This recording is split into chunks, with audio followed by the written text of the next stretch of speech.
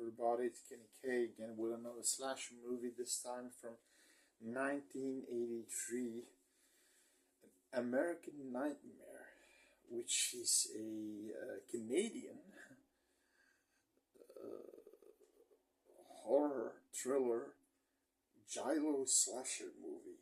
So that's a whole bunch, right? Gets a 5.2 on IMDb, gets a 4.5 from me. The reason being is I'm gonna spoil this movie. I'm just gonna talk about the story, and then I'm gonna say my thoughts about it, and then I'm just gonna spoil on the movie. So it's about a musician called Hamilton. His name is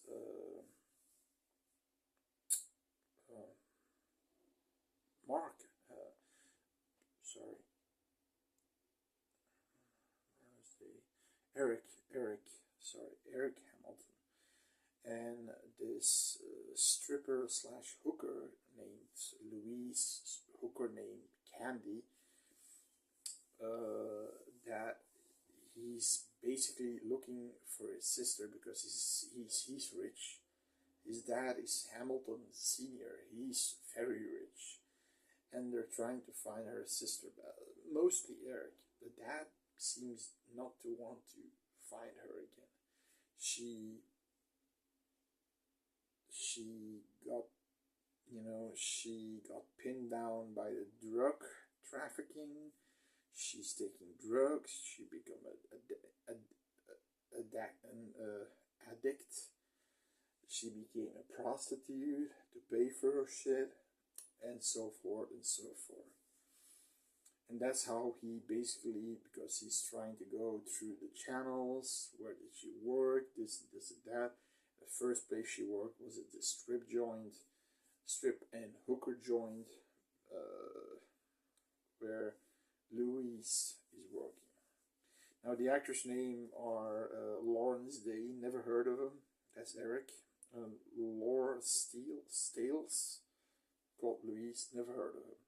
There's only one actor in this movie that I know. That's Michael Ironside as Sergeant Styles.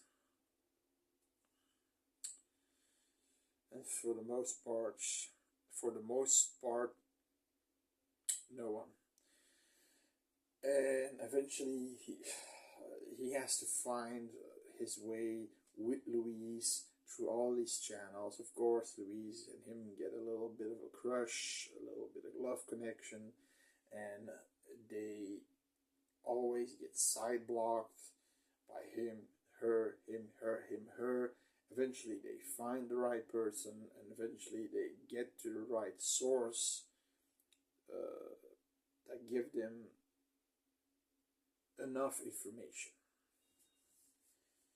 Now, that being said, I didn't like this movie because it's boring, even though the kills in this movie are really separated well. So you didn't have like a kill, 20-30 minutes later a kill, 30 minutes later a kill. No, it's not an hour and a half movie. It's because, first of all, most of the kills are boring. Giallo kills, leather gloves, black ski mask. He kills a few women with a razor blade, with a knife, stabbings, throat slits. But there are two good kills in there. The first kill, now I'm going in spoiled territory for people who want to see this movie. You can't see it. I still recommend it, but with caution. That's my opinion. If you want to have a higher opinion about this movie, no worries. Equally good friends. First kill we get is this, which is cool, which we never seen. I mean, we've seen that before, but it's always cool to see something like that. I mean, one of the prostitutes gets killed in the bathtub. She gets drowned, but in the meantime, he takes a razor blade and slits her arms. Now, instead of slicing her arms the wrong way, like this, and I want to give you a lesson 101 anatomy, because the reason why I'm doing this is not because I'm maybe a sociopath, but my father was FBI homicide, so I know how it's done. They go in the bathtubs. The reason they go in the bathtubs is that the wounds open up and don't stay shut, because wounds tend to close at some point and heal and crust, you know, or get a crust on and heal themselves. That's how the human body works. But if you slash from here to here, what the killer does, and then it's unrepairable. You stay in the bath, you die. So it looks like a suicide, right? Sergeant Stiles and his partner arrive. Suicide, suicide. He was so bad in this movie. I like Michael Ironside. He's a guy that you hate him or you like him. There are movies that I hate him. I didn't really like him in Scanners, but I liked him in... Oh, damn it. My wife said that movie is... I'm going to review that movie. It's not really a horror movie, but it has really great gore. And that... what the fuck was that movie? With the soldiers going to the planet and killing the arachnoids, but they get fucked up, pulled to fucked over and pulled to pieces, and you had him also in that, Casper Van Dien,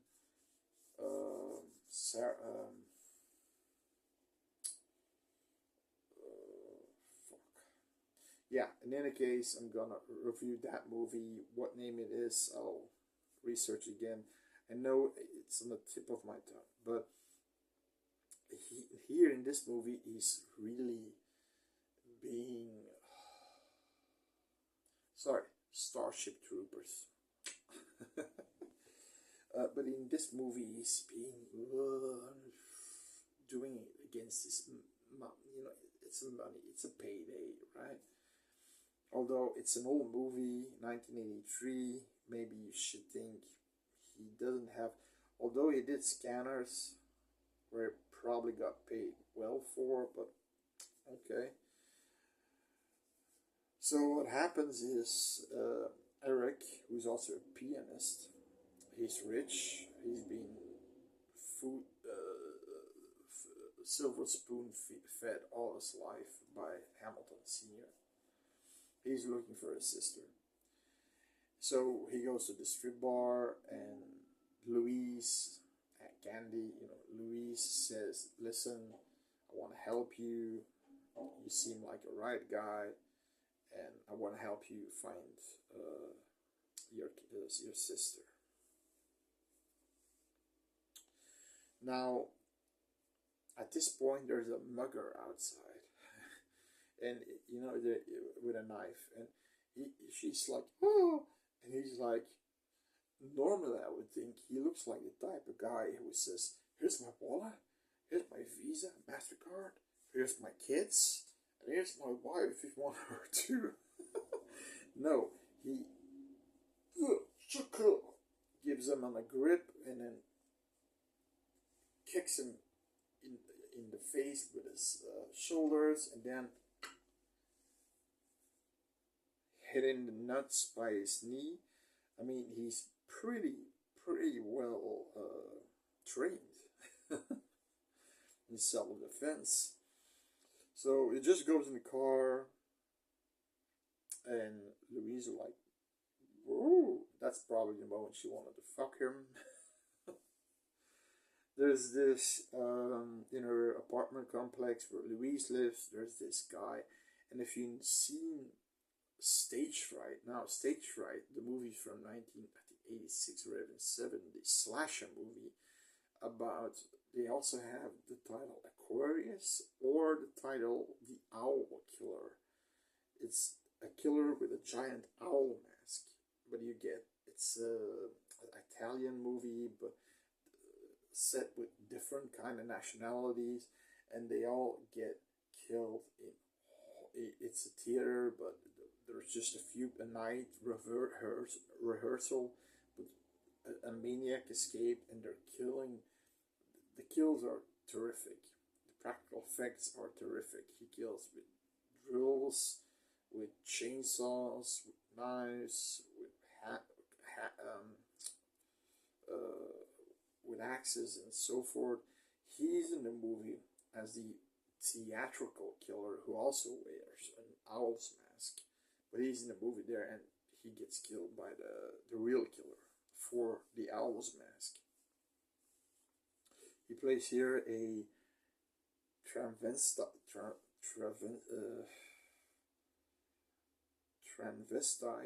named Dolly.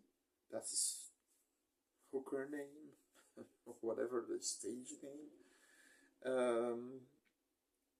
But he gets, I mean, he heard that another, at this point, he's trying to sort of seduce Eric, but then Louise pulls him in his apartment, saves him from Dolly. And then we see another hooker getting killed, stab, stab, stab. Then the sergeant realizes there's a killer on the loose. It's not a suicidal incident anymore. And he starts to put one and one together, that the suicide may be this from the same killer. It's that the hooker didn't play suicide. I mean, this and that. Oh, a little bit of intelligence there. But the stupid part of, I mean, at some point they know, okay, in the building where Louise lives, Dolly gets killed at some point. Another prostitute gets killed who comes to visit Louise. And then the detective that works for Sergeant Stiles says, shouldn't we put a tail, protective tail on their back? Also, the fact that Eric Hamilton is a rich guy and his father is really rich. He says, no. And that's the end we see of him. That's in the first act of the second act, the first half of the second act. And then we see in second half of the second act, we don't see the asshole again. This dipshit of a cop again. And I'm fine with that, because he was nothing but useless. And in fact, no character in this movie is useless. You've got this kill, which I liked, with somebody's whispering sounds like, oh, Ginny. I think she's called Ginny. Maybe wrong with that. Then she takes a fucking pitchfork, but the pitchfork has these little stubs on it, so it wouldn't hurt anybody. Then she's with the pitchfork in the black, and you hear her, Ginny, come to me, I'm here, Ginny. And then she puts all those things from the pitchforks, so you can stab somebody with it. I got a pitchfork here. Ginny. Oh yes, closer. And then behind her, like, slap and dead. That was a cool scene. That was a creepy scene. So the movie didn't just have annoying scenes. I like that Eric is a fucking Terminator, because at some point he also goes to this porn shop. He has connections. He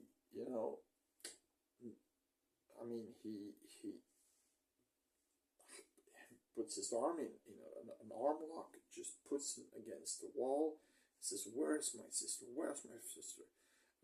We don't know, but we taped her. Where's the fucking tape? You have hundreds of tape. Where's the fucking tape? I don't have it.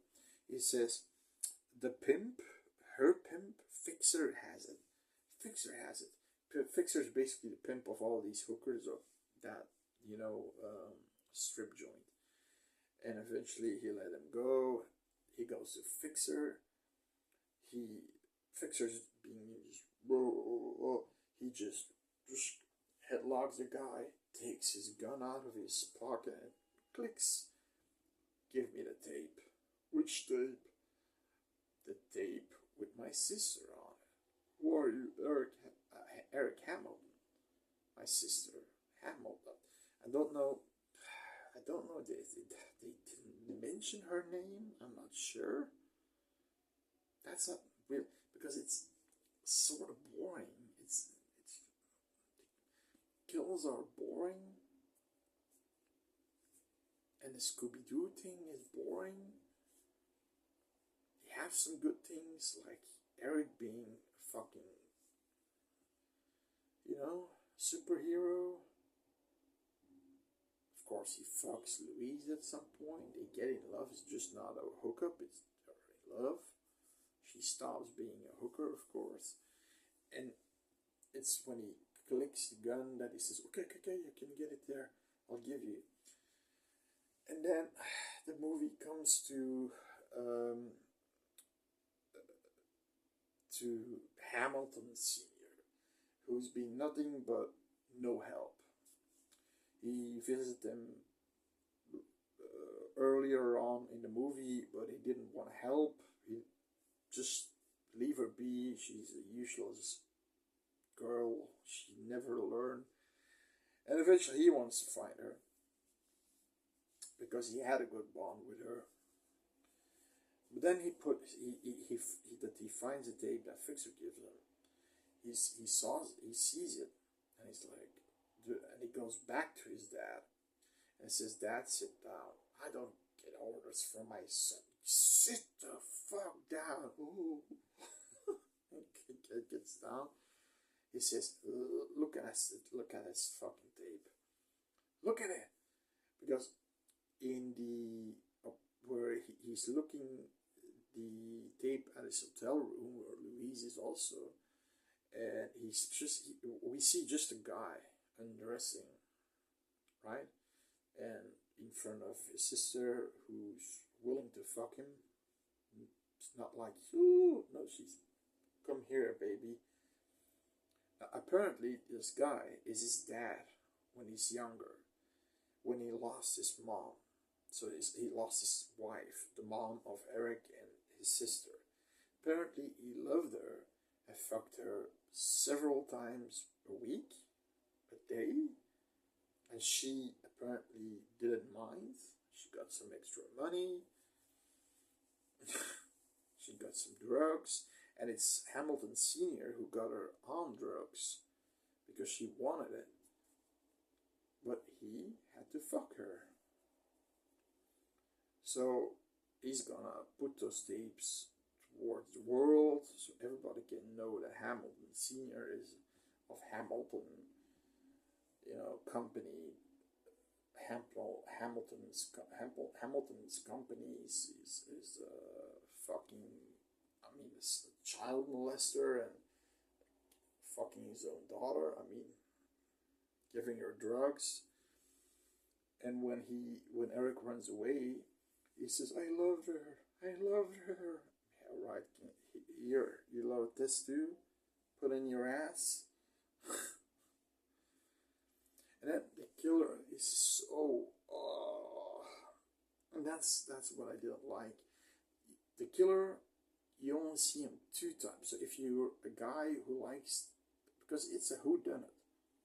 The giallo thing in this movie is the fact that it's, like I said, ski mask, leather gloves, gritty, sleazy city, those porn pendlers, it's that giallo style of filming. Putting everything a little bit darker and sleazier, and I'm not sure how to say, because I'm not a giallo connoisseur, but I know that the giallo movies usually are like grittier, sleazier and things like that. But he, I mean, Suspiria, I like Suspiria, but they also use these camera angles like Suspiria, which is good, like Phenomena, which is good. These are all giallo movies too, right? I'm guessing these are giallo movies because, like, Deep Red is definitely a giallo movie, and I like that one, even though there's not a lot of killing happening in that one. But I liked the investigation story because the investigation story in that movie was really well put together. Really well put together. Here it's just him fucking over some porn peddlers and a pimp, and then eventually coming to his dad.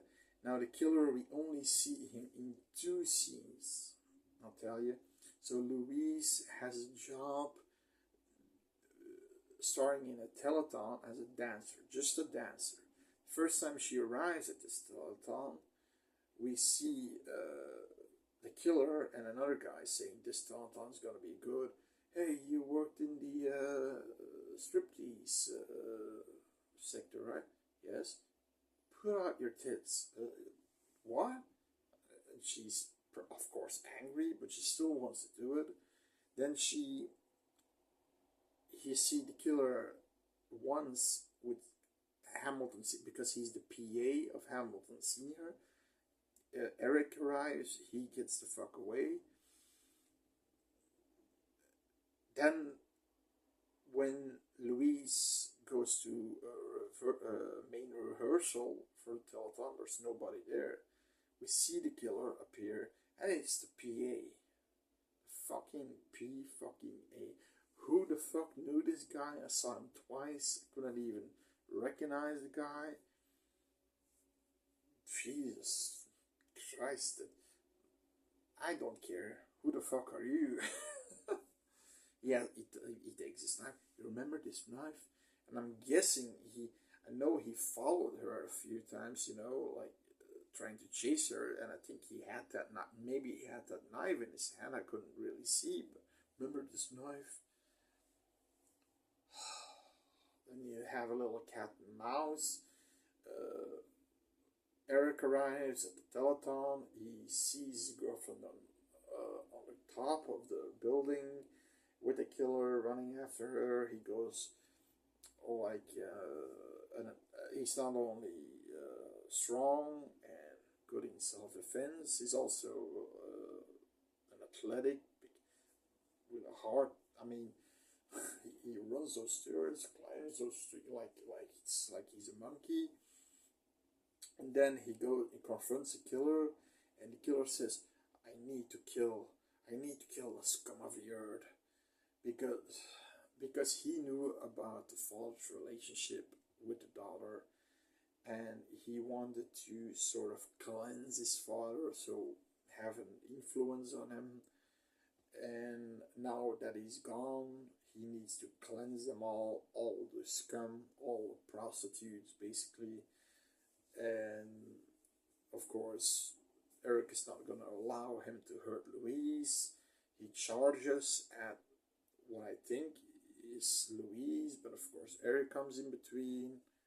Boom, gets the knife out of his hand. Chuck in the nuts. I think he sidekicks him in the stomach area and falls from the building. And that's the end of the movie. So the positives are, you've got a few cool kills. You've got the bathtub kill.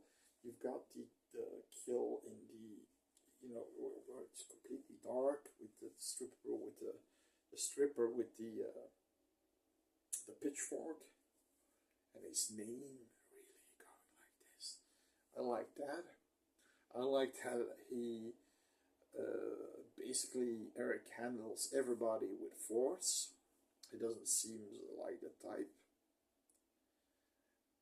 Basically, Eric and Louise immediately saw that this guy it wasn't for the sex, it wasn't for that, but he also liked his sister, whose name is still